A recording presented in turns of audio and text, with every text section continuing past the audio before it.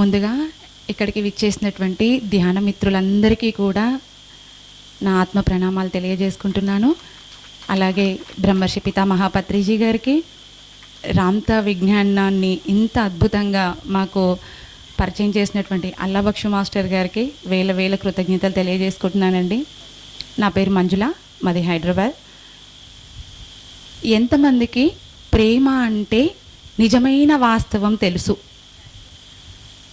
ప్రేమ అంటే ఎంతమందికి నిజమైన వాస్తవం తెలుసు?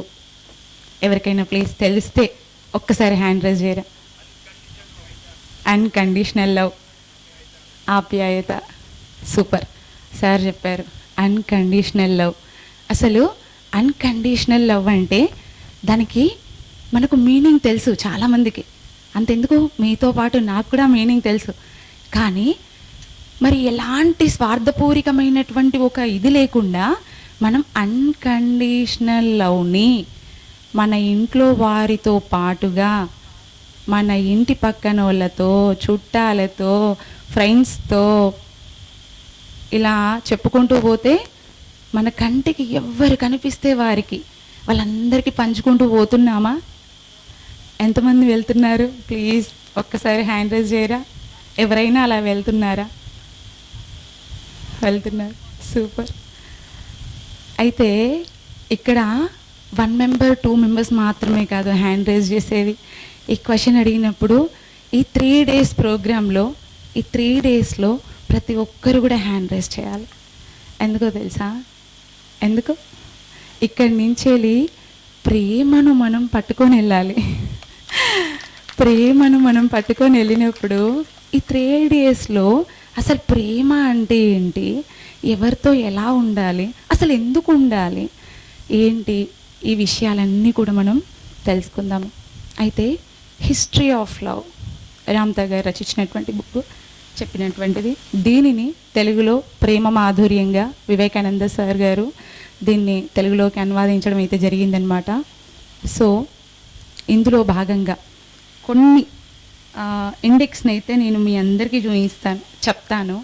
ఏంటంటే రామ్తా విజ్ఞానం ఇక్కడ ఉన్న వాళ్ళకి ఎంతమందికి తెలుసండి? ఓ, రామ్తా విజ్ఞానం ఇంతమందికి తెలుసు. సూపర్.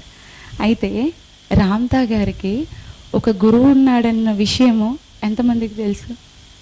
రామ్తా గారికి గురువు. ఓకే, రామ్తా విజ్ఞానం ఫాలో అయ్యే ప్రతి ఒక్కరూ ఈ బుక్ని ఆల్రెడీ స్టడీ చేసే ఉంటారు నాకు తెలిసి.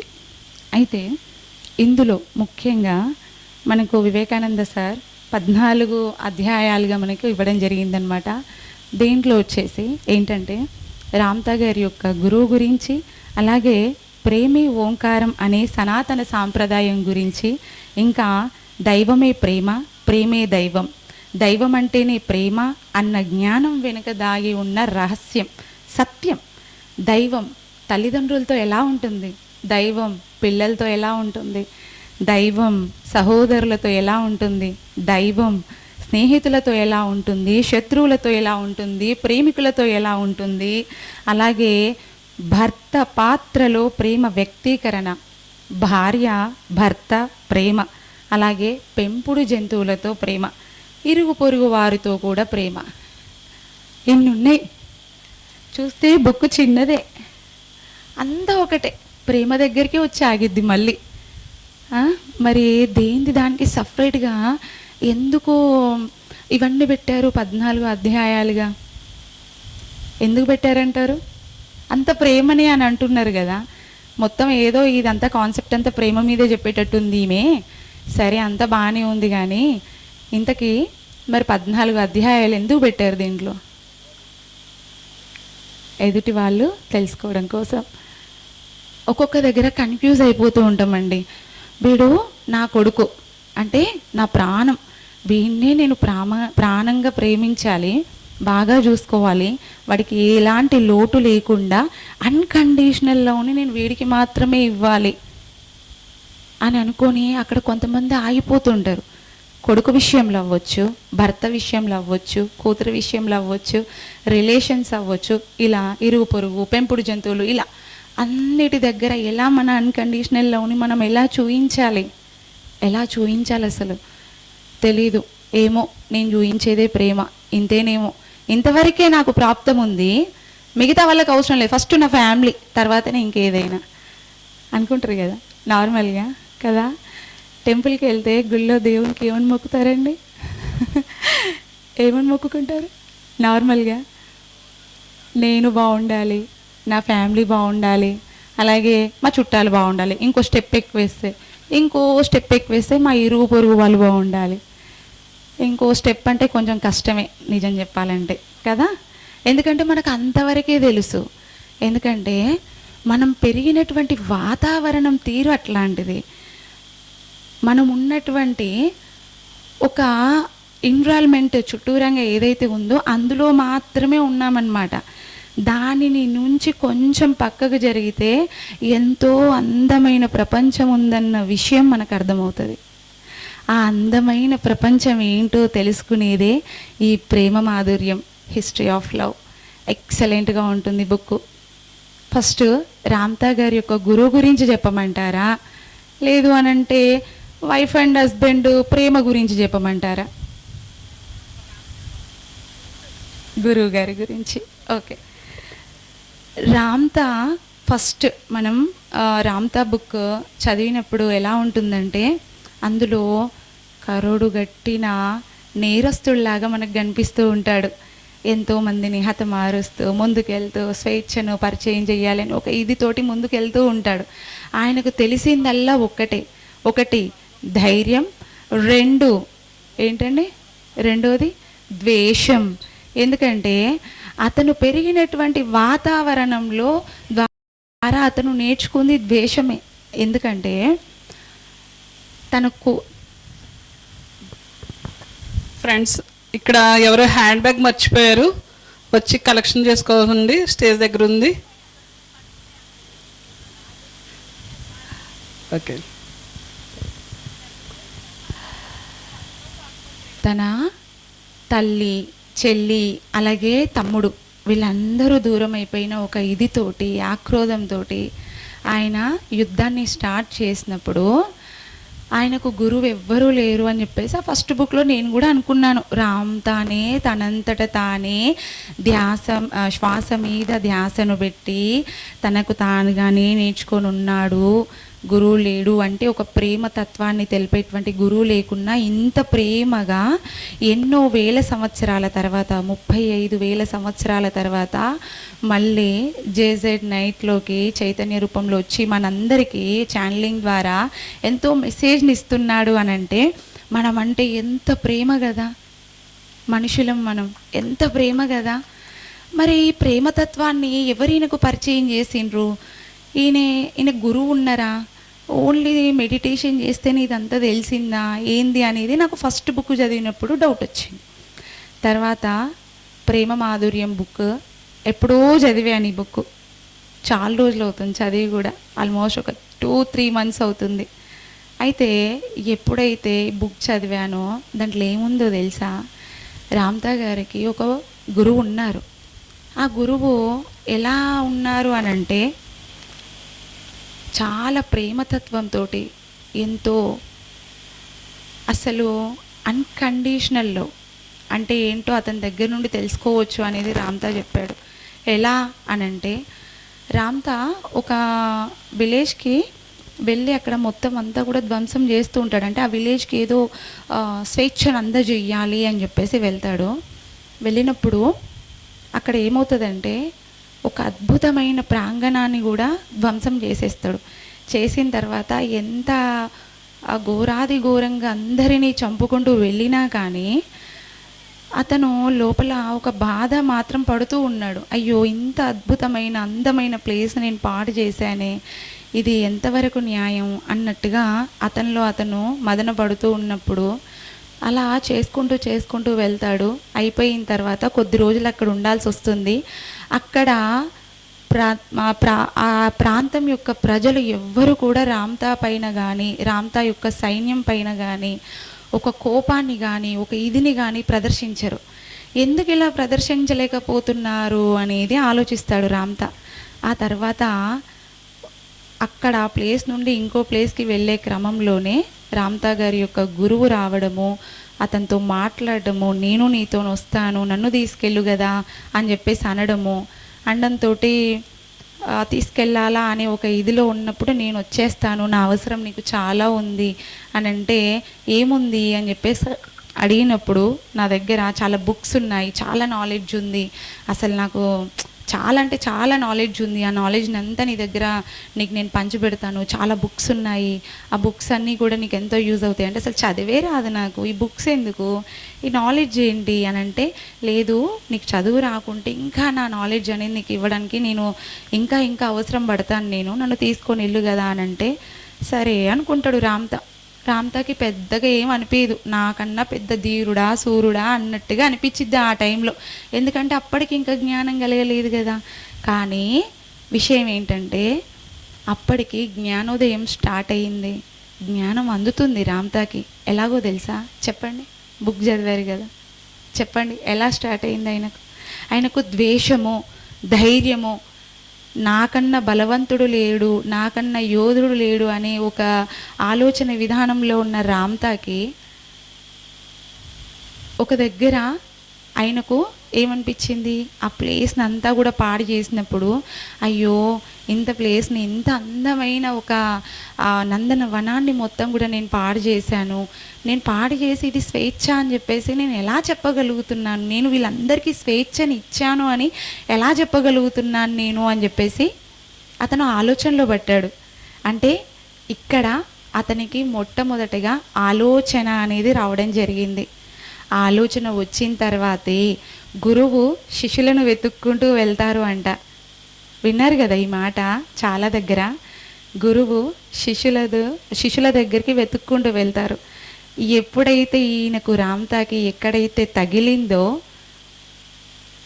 ఎక్కడైతే చిన్న బీజం పడిందో, గురువు వెతుక్కుంటూ రామ్తా దగ్గరికి వెళ్ళారు. నా అవసరం నీకుంది, పద, నేను వస్తా నీతో పాటు, పద పద అని చెప్పేసి తీసుకెళ్ళాడు. మరి రామ్తాకి కొంచెం డౌట్ ఉంటుండే, ఎందుకని ఇదంతా పాడు చేశాను, ఇదంతా చేశాను, అయినా నన్ను ఏమనట్లేరు, అసలు ఏంటి వీళ్ళు ఎందుకు అనట్లేరు, నన్ను ఏదో ఒకటి అనాలి కదా కనీసం, వీళ్ళు ఏమనకుండా ఎందుకు ఇలా ఉన్నారు అనే ఒక ఆలోచన. ఇంకొక ఆలోచన, ఎప్పుడైనా వెన్నుపోటు పొడుస్తాడా అంటే ఇంకేమైనా చేస్తాడా అనేది ఇంకొక ఆలోచన. కానీ ఆ రెండు విషయాలు కూడా రామ్తాలో జరగలేవు. ఎందుకంటే వాళ్ళ యొక్క గురువుతో పాటుగా అక్కడున్నటువంటి ఆ నందనవనంలో ఏదైతే ఒక వనాన్ని మొత్తం వీళ్ళు పాడు చేశారు కదా, అక్కడ ప్రజలందరూ కూడా అన్కండిషనల్గానే లవ్ చూయించారు. తర్వాత గురువు ద్వారా ఇంకొంచెం ఎక్కువ తెలిసింది రామ్తాకి. అలా రామ్తా ప్రేమ అంటే ఏంటో తెలుసుకున్నాడు. ప్రేమ ఇంత గొప్పదా, ఇంత అసలు ఏది ఆశించకుండా ఇచ్చేదా ప్రేమ. మరి అలాంటి ప్రేమను మన కుటుంబ సభ్యులకు ఇచ్చినప్పుడు బాగుంటుంది, మన చుట్టాలలో ఇచ్చినప్పుడు ఇంకా బాగుంటుంది, అలాగే మన ఏమంటారు తెలిసిన ప్రతి ఒక్కరికి ఇచ్చుకుంటూ వెళ్తూ ఉన్నప్పుడు ఇంకా ఇంకా బాగుంటుంది కదా, ఎంత బాగుంటుంది కదా, ఆలోచించండి కదా. అంతా ప్రేమమయంగా మారినప్పుడు ద్వేషానికి, కోపానికి, అసూయకు స్థానం ఉంటుందా? ఎట్టి పరిస్థితుల్లో ఉండదు. మనిషికి మనిషి మాత్రమే ప్రేమ కాదండి ఇచ్చేది, పంచభూతాలను కూడా మనం ప్రేమగా చూసుకోవాలి. ఎప్పుడైతే మనం ప్రేమగా చూసుకుంటూ ఉంటామో ఆ ఎనర్జీ అనేది మనకు ఎక్కువగా పెరుగుతూ ఉంటుంది. ఇందాక సార్ చెప్పారు 5 days ఇక్కడ వర్క్షాప్ జరిగినప్పుడు, ఇక్కడ క్లాస్ జరిగినప్పుడు చక్రాస్ పైన ప్లాస్టిక్ని అంతా కూడా తీసుకొచ్చి మేము వేసాము. అక్కడ వాటర్ ఫాల్స్ దగ్గరికి వెళ్ళినప్పుడు ఖాళీగా వెళ్ళి మొత్తం బ్యాగ్తో వచ్చి వాటిని డిస్పాచ్ చేసాము అని చెప్పేసి అన్నారు కదా. అది కదా నిజమైన ప్రేమ అంటే. ఇవాళ వచ్చాము, మనం వాడాము, ఇంత అద్భుతమైనటువంటి ఒక అడవిని మనం పాడు చేసి వెళ్ళడం ఎంతవరకు న్యాయం కదా. వాటర్ బాటిల్స్ వాడినా కానీ వీటిని జాగ్రత్తగా తీసుకెళ్ళి డస్ట్బిన్లో వేయడం మన బాధ్యత. ఇప్పుడు ఇదంతా కూడా అడివే, తీసుకెళ్ళి ఏదో దగ్గర పెట్టినా మళ్ళీ వీళ్ళు ఇక్కడ నుండి తీసుకెళ్ళి ఊరవతల చూసుకోవాల్సిందే కదా, చెత్త బండ్లలో వాటిలలో. కాబట్టి ఎవరైనా ఏమైనా ప్లాస్టిక్ కవర్స్ అవ్వచ్చు, బాటిల్స్ అవ్వచ్చు, ఎవరైనా తీసుకొచ్చినట్లయితే జాగ్రత్తగా చేయండి. ఎక్కడంటే అక్కడ వేయకండి. ఎందుకంటే భూమాత భారంతో అల్లాడిపోతుంది, ఏడుస్తుంది నెగిటివిటీతోటి. మనము మనుషులమైనందుకు మనకు బుర్రిచ్చాడు భగవంతుడు, దైవం. ఆ బుర్రతో చేయాల్సిన పనులు కొన్ని ఉంటాయి, శరీరంతో చేయాల్సినటువంటి కొన్ని పనులు మనకు ఉంటాయి. రెండిటిని కలిపి మనం చేస్తే ఆ మూగజీవుల కన్నా మనం ఇంకో లెవెల్ ఎక్కువ అని దాని అర్థం కదా. దయచేసి నేను ఇట్లా మాట్లాడుతున్నానని తప్పుగా అనుకోకండి, అది మన అందరి బాధ్యత. ఆ బాధ్యతను గుర్తు చేయడం కోసమే ఇలా చెప్తున్నాను. పంచభూతాలతో ఎప్పుడైతే మనం మమేకమై ఉంటామో ఆ ఎనర్జీ పవర్ అనేది మనకు రావడం జరుగుతుంది. ప్రేమ తత్వాన్ని మనము తెలుసుకోవడం జరుగుతుంది ఒక్క రోజులో. లేదండి నేను మా ఇంట్లో చాలా పాజిటివ్గా ఉంటాను, మా చిన్నోడు వస్తాడు ఏదో ఒకటి అల్లరి పని చేస్తాడు, కోపం వచ్చేసిద్ది, అప్పుడేం చెయ్యాలి? మా వారు ఇలా డిస్టర్బ్ చేస్తారు, మా అత్తయ్య గారు ఇలా డిస్టర్బ్ చేస్తారు, ఎవరో ఏదో ఒకటి, నేను ఏమనుకున్నా వాళ్ళు వచ్చి నన్ను ఇలా అంటారండి, ఏం చెయ్యాలి? ఏం చెయ్యాలి ఏం చెయ్యాలి అంటే పత్రిజీ గారు చెప్పారు, శ్వాస మీద ధ్యాస పెట్టు అని. మరి వాళ్ళందరికీ పాపం శ్వాస మీద ధ్యాస తెలిసినా మనం చెప్తే వినిన వాళ్ళు ఎంతోమంది ఉండవచ్చు, కానీ ఆచరించిన వాళ్ళు ఎంతమంది? ఆచరించిన వాళ్ళకు కోపం రాదే, కోపం వచ్చినా కానీ క్షణంలోనే వెళ్ళిపోతుంది, వెంటనే క్షమాపణ అడుగుతామే. ఎందుకు ఇదంతా చెయ్యాలి అని అంటే, ప్రేమ సృష్టిలోంచి ఆవిర్భవించిందా, సృష్టి సైతం ప్రేమలోంచి ఆవిర్భవించిందా?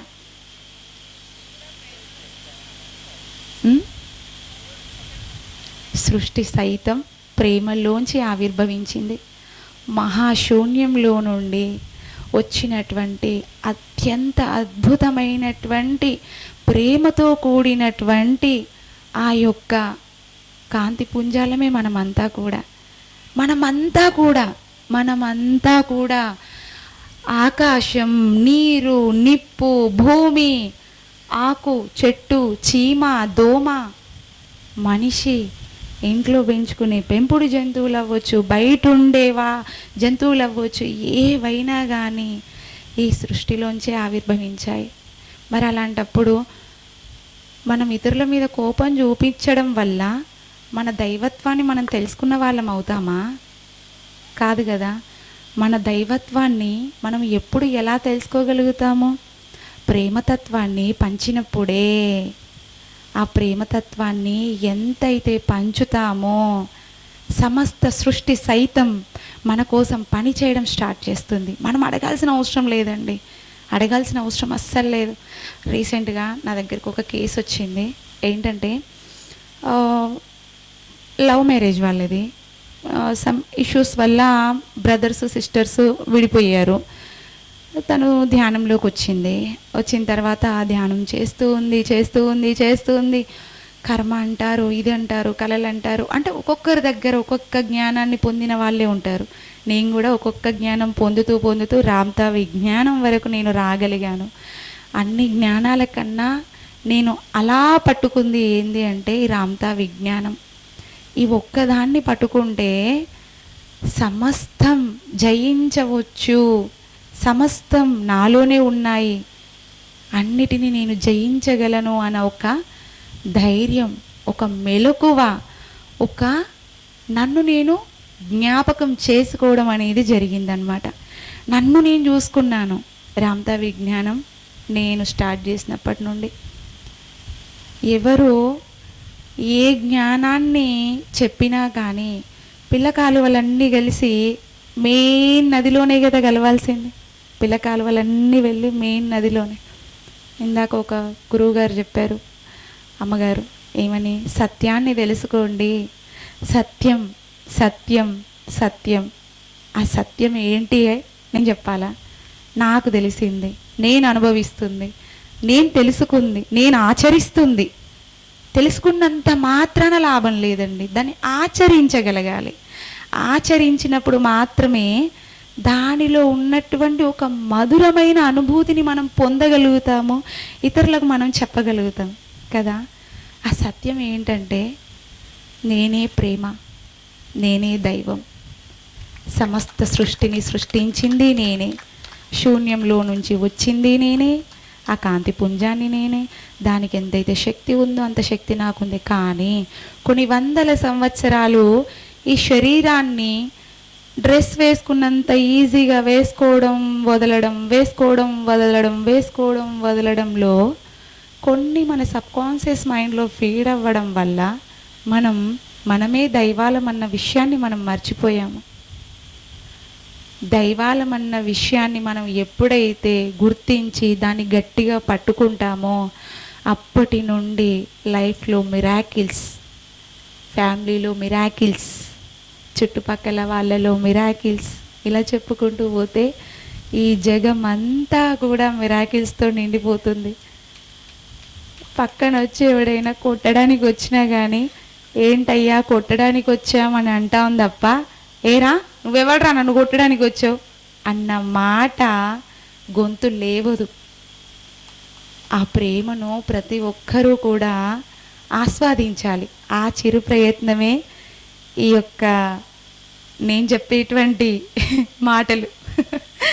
ఇదే సత్యం, ఇదే నిత్యం అని ఎవరైతే నమ్ముతారో వాళ్ళందరూ కూడా సత్యాన్ని గ్రహించి ముందుకలా నడుస్తూ వెళ్తూ ఉండాలి. మరి శూన్యంలోంచి ప్రేమ ఎలా ఆవిర్భవించింది? కాదు, ప్రేమలోంచే ఏమొచ్చింది? సృష్టి సైతం ప్రేమలోంచే వచ్చింది. శూన్యంగా ఉన్నప్పుడు నన్ను నేను ఒక దివ్య వెలుగుగా నేను వెలగాలి, నేను రావాలి అని అనుకున్నప్పుడు సృష్టికి అలా ఏమంటారు శూన్యానికి, అలాగే ఏదైతే జీరోలో ఉందో ప్రేమ, జీరోలో దానికి ఏం ఒప్పందాలు లేవు అసలు. నువ్వు ఇలా ఉండాలి, ఇలానే చెయ్యాలి, ఇలాగే మాట్లాడాలి, ఇలా మాత్రమే చెయ్యాలి అని ఎలాంటి ఒప్పందాలు లేవు. స్వేచ్ఛగా బ్రతకాలి, స్వేచ్ఛగా ఉండాలి. ఆకాశంలో పక్షులు ఎంత ఆనందంగా, సంతోషంగా, ఉల్లాసంగా, ఉత్సాహంగా ఎగురుతూ ఉంటాయో అదే విధంగా మనం కూడా ఉండడానికే వచ్చాం. ఆ విషయాలన్నీ మర్చిపోయాం పాపం. కాకపోతే రాంతా విజ్ఞానం ద్వారా మనం ఎన్నో విషయాలను మనం తెలుసుకుంటాము. గట్టిగా రాంతా విజ్ఞానాన్ని నాకు పరిచయం చేసినటువంటి మహమ్మద్ అల్లా బక్షు మాస్టర్ గారికి, రాంతా గారికి వేల కృతజ్ఞతలు తెలియజేసుకుంటున్నాను. గట్టిగా చెప్పట్లు మాస్టర్. భార్య భర్తల మధ్య ప్రేమ. నెక్స్ట్లోకి మనం వెళ్తే భార్య ఫస్ట్, దైవం తల్లిదండ్రులతో ప్రేమ. దైవం తల్లిదండ్రులతో ప్రేమ. దైవం అంటే ఎవరు? మనమే. మన తల్లిదండ్రులకు ప్రేమ ఇవ్వడం ఎవరి బాధ్యత? మనకే, మనదే బాధ్యత. మన తల్లిదండ్రులను ప్రేమించుకుంటూ ఇతరుల యొక్క తల్లిదండ్రులను కూడా ప్రేమించే బాధ్యత మనకే ఉంది. ఎందుకంటే మనం జ్ఞానంలో ఉన్నాము. మన ఇంటి పక్కనోడు జ్ఞానంలో ఉండాలని రూల్ లేదు కదా. ఎందుకంటే వాడికి తెలియదేమో, సత్యం అంటే ఇంకా తెలియలేదు వాడికి. మన తల్లిదండ్రుల్ని మనం ప్రేమగా చూసుకుంటూ ఉంటాము. మరి పక్కవాడి తల్లిదండ్రుల్ని వాడు హింసిస్తూ ఉంటాడు. తల్లిదండ్రులు అంటే ఇవాళ రేపు ఎలా అయిపోయిందంటే ఈ కలియుగంలో ఆస్తిని మాత్రమే సంపాదించే పేరెంట్స్గా నిలబడ్డారు. ఆస్తి వైరాగ్యాలే ఎక్కువైపోయాయి నిజం చెప్పాలంటే. అవునా? ఏం చేస్తామండి, ఆస్తి కావాలి, సంపాదించాలి, ఎవరికి వాళ్ళు సృష్టించుకోవాలి. ఒకరు సృష్టించిన దాని మీద మనం డిపెండ్ అయ్యి ఉండకూడదు. వారసత్వంలో వాళ్ళు ప్రేమతో మనకి ఇస్తున్నారంటే మనం తీసుకుందాము, తప్పులేదు. కానీ తమ్ముడికి అంత ఇచ్చావు, నాకు ఇంతే ఇవ్వాలి, అక్కకు అంత ఇచ్చావు, నాకు ఇంత ఇవ్వాలి అనే ఒక కీచులాట ఎరగకూడదు. మనం అలాంటి చేయడం తప్పండి. తప్పని చెప్పడానికి మీరెవరండి అని అంటే, నేను దైవంగా చెప్తున్నాను. దైవంగా మీరు విన్నట్లయితే నేను చెప్పినటువంటి మాటలు మీ హృదయంలోకి వెళ్తూ ఉంటాయి. తల్లిదండ్రులని దైవ సమానులుగా మనం ఎప్పుడైతే వాళ్ళని చూసుకోవడం జరుగుతుందో నెక్స్ట్ జనరేషన్ మనల్ని చూసి వాళ్ళు నేర్చుకుంటారు కదా. ఆస్తి అవ్వచ్చు, ప్రేమానురాగాలు అవ్వచ్చు, బాధ్యతలు అవ్వచ్చు, ఇవన్నీ కూడా మన నుండి మన పిల్లలు నేర్చుకుంటూ ఉంటారు. లేదండి గతంలో నేను కొన్ని చేసేసాను, తెలుసో తెలియకో అప్పుడు ధ్యానం జ్ఞానం నాకు ఇవేవీ తెలియదు, నేను అలా వచ్చేసానండి, ఇరుగు పొరుగు వాళ్ళని అవ్వచ్చు, ఇంట్లో వాళ్ళని అవ్వచ్చు, బ్రదర్స్ సిస్టర్స్ పేరెంట్స్, ఇలా ఎంతోమందితో కొంచెం నాకు తెలియకుండానే ఒక వాగ్విధానికి నేను గురయ్యానండి, వాళ్ళతో కొంచెం సంబంధాల మధ్య నాకు బెడిసి కొట్టిందండి, ఇప్పుడు మాటలు ఇవ్వండి, ముచ్చట్లు ఇవ్వండి అని అంటే సింపుల్ మాస్టర్, దీన్ని సోల్ టాక్ అంటారు. వారి యొక్క పేరుతో మీరు ధ్యానంలో కూర్చొని వారిని ఇన్వైట్ చేసుకొని వారికి మీరు క్షమాపణ చెప్పడం, క్షమాపణ చెప్పిన తర్వాత అన్కండిషనల్ లవ్ని మీరు వారికి ఇవ్వడం, పంపివ్వడం, ప్రేమ తరంగాలను ఎప్పుడైతే పంపిస్తారో భార్య భర్తల మధ్య అవ్వచ్చు, తల్లి కూతుర్ల మధ్య అవ్వచ్చు, ఇలా ఎవరితోనైనా సరే ప్రేమ అనేది చిగురించడం స్టార్ట్ అవుతుంది. అక్కడ బీజం మీరే, కానీ ఇక్కడ వాటర్ పోస్తే అక్కడి వరకు కాలువ వెళ్తూ ఉంది అని అంటే దానికి కారణము మీరే అవుతారు. కాబట్టి ప్రేమ తత్వాన్ని మీరు పంచండి, ప్రేమ తరంగాలను మీరు పంచండి. ముఖ్యంగా రామ్తా విజ్ఞానానికి నేను కనెక్ట్ అయ్యింది కూడా ఇదే మాస్టర్. ఒకానొక సందర్భంలో మా ఫ్యామిలీలో కాదు, మా ఫ్యామిలీలోనే ఒక చిన్న మాటతో మేము మా ఫ్యామిలీ మెంబర్స్ని ఒక ప్రేమ తరంగాన్ని వాళ్ళకు నేను పంపించినప్పుడు, అన్కండిషనల్ లవ్ని నేను నీకు ఇస్తున్నాను అని నేను అనుకొని వాళ్ళకు పంపించినప్పుడు విత్ ఇన్ నెక్స్ట్ డేనే ఒక ప్రోగ్రాంలో మేము అటెండ్ అవ్వడం జరిగింది, ఒక ఫంక్షన్కి. ఆఫ్టర్ లాంగ్ 4.5 years తర్వాత వాళ్ళు మమ్మల్ని ట్రీట్ చేసిన విధానం ఉందండి, ఎంత ఎక్స్ట్రాడినరీగా అంటే ఎంతో ప్రేమతత్వంతో, ఎంతో ఆనందంతో దగ్గరికి వచ్చి ఆలింగనం చేసుకొని యోగక్షేమాలు వాళ్ళు కనుక్కున్నారు. ఎంత ఆనందాన్ని ఇచ్చిందంటే అంత ఆనందాన్ని ఇచ్చింది. ఆ ప్రేమకు నేను కనెక్ట్ అయ్యే రామ్తా విజ్ఞానాన్ని పట్టుకొని ఇప్పటి వరకు వదలలేదు. రామ్తా విజ్ఞానంలో ప్రేమ మాత్రమే కాదండి, ప్రేమతో పాటుగా సకల జ్ఞానం లభిస్తుంది. ఇంకా ఎవరైనా రామ్తా విజ్ఞానం గురించి తెలుసుకోనట్లయితే తప్పకుండా రామ్తా బుక్ని చదవండి, ఎన్నో విషయాలు తెలుస్తాయి.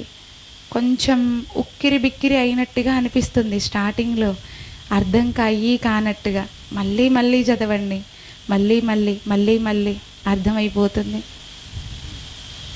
అయితే తల్లిదండ్రులతో ఉండాల్సిన ప్రేమ, ఇప్పుడు మనం ఒక జనరేషన్లో ఉన్నాము, మన పేరెంట్స్ ఒక జనరేషన్లో బ్రతకడం జరిగింది కదా. మన జనరేషన్కి వాళ్ళ జనరేషన్కి చాలా తేడా ఉంటుంది. ఇది చేయకూడదురా, అది చేయకూడదురా, ఇలా అవుతుందిరా, అలా అవుతుందిరా అని చెప్పేసి వాళ్ళ అనుభవపూర్వకంగా వాళ్ళు చెప్తూ ఉంటారు. ఇక్కడ మీరు తెలుసుకునేది చూస్తుంది, ఆచరిస్తుంది, అంతా కొత్తగా ఉంటుంది.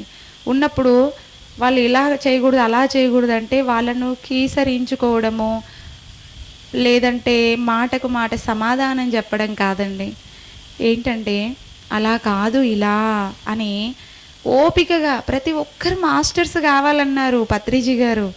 ఫస్ట్ మన ఫ్యామిలీ మెంబర్స్ దగ్గర నుండి స్టార్ట్ చేస్తే తప్పేంటి అని నేనంట. ప్రతి ఒక్కరు కూడా మాస్టర్గా కావాలి అంటే ఫస్ట్ చెప్పాల్సింది మన ఇంటి ద్వారా నుండే. మన ఇంట్లో ఎప్పుడైతే చెప్పడం స్టార్ట్ చేస్తామో అది మన నరాల్లోకి ఎక్కిపోతూ ఉంటుంది. మీరు ఎక్కడా చెప్పక సడన్గా వచ్చి నలుగురి ముందు గొంతిప్పాలన్నా కానీ నేను చెప్పేది తప్పేమో, నేను చెప్పేది కరెక్టో కాదో అనే ఒక భావన అనేది ఉంటుంది. ఎప్పుడైతే మన ఫ్యామిలీతో మనం డిస్కషన్ స్టార్ట్ చేస్తామో అప్పుడు వాళ్లకు మనకు సంబంధ బాంధవ్యాలు మరింత ఎక్కువగా పెరుగుతాయండి. పేరెంట్స్కి తెలియదు, వాళ్ళకు చెప్పినా అర్థం కాదు, వాళ్ళు ఏజ్డ్ పర్సన్స్ వాళ్ళకు తెలియదు, అర్థం కాదు వాళ్ళకు అని అంటూ ఉంటారు. చిన్నపిల్లలకు ధ్యానం చెప్పండి అని అంటే మా వాడు అస్సలు వినడండి, మొండికేస్తాడండి, వినడండి, చెప్తే వినడండి అస్సలు. మా పేరెంట్స్కి కూడా అర్థం కాదండి, మా ఆవిడకు కూడా అర్థం కాదండి. మా ఇంట్లో నేను ఒక్కదాన్ని ధ్యానం చేస్తాను, నేను ఒక్కడనే చేస్తాను, మా ఇంట్లో ఇంకెవ్వరు చెయ్యరు అని అంటే అక్కడ లోపించిన లోపతత్వం ఎవరిది? మనదే. మనం ధ్యానం చేస్తున్నామో, జ్ఞానాన్ని పొందుతున్నామో, పొందినటువంటి జ్ఞానాన్ని మన బాడీలోనే పెట్టుకుంటే ఏమవుతుంది? పొట్టొచ్చేస్తుంది, లావైపోతారు. లావైపోతారు. వెయిట్ లాస్ అవ్వాలంటే మీకు తెలిసిన జ్ఞానాన్ని పంచుతూనే ఉండండి ఇంట్లో, ఓకేనా? లావ్ అవ్వద్దు, స్లిమ్ని మెయింటైన్ చేద్దాం మనం.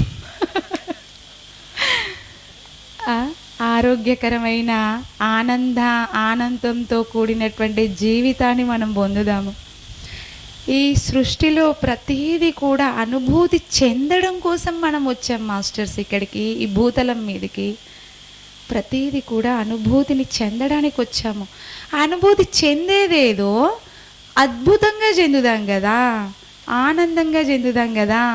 మరి నాకు టీచింగ్ అంటే బాగా ఇష్టం ఉంటుండే, ఇంగ్లీష్ అంటే చాలా ఇష్టం ఎక్కువ. పెద్దగా మనకు తెలుగు మీడియం కాబట్టి పెద్దగా ఇంగ్లీష్ అవ్వలేదు. మా పిల్లలతో నేను ప్రాక్టీస్ చేస్తున్నప్పుడు వాళ్ళు నవ్వేవాళ్ళు, నాకు తెలియదు కాబట్టి నవ్వుతున్నారులే అని అనుకునేదాన్ని తప్ప, నన్ను చూసి నవ్వుతున్నావారా అని చెప్పేసి చిన్నపాటి మాట కానీ దెబ్బ కానీ కొట్టడం ఎరగను. అంటే జ్ఞానం తెలియక ముందు చేశాను, జ్ఞానం తెలిసిన తర్వాత అది అయిపోయింది, మాయమైపోయింది. అక్కడ అసలు చేయకూడదు అన్న కండిషన్ కూడా నేను పెట్టుకోలేదు. పిల్లల్ని కొట్టకూడదు, మన దైవాలు పిల్లల్ని కొట్టకూడదు, తప్పు అని కోపం వస్తే దాన్ని అణిచివేయడము, చెయ్యి లేస్తే కొట్టకుండా ఆపివేయడము, ఇట్లా అణిచివేయాలి, ఎమోషన్స్ని బ్యాలెన్స్ చేయాలి అనే ఒక తత్వం అనేది లోపల నుంచి వెళ్ళిపోయింది. ఎలా వెళ్ళిపోయిందంటారు?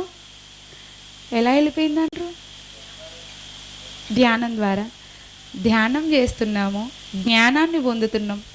మరి ఆ జ్ఞానాన్ని కంప్లీట్గా ఇక్కడి నుండి కాలి గోటి వరకు దాన్ని పట్టుకున్నప్పుడే మనకు తెలియకుండానే కోపం వచ్చినా అది రాకుండా అయిపోయింది. అసలు కోపం అనేదే రాదు.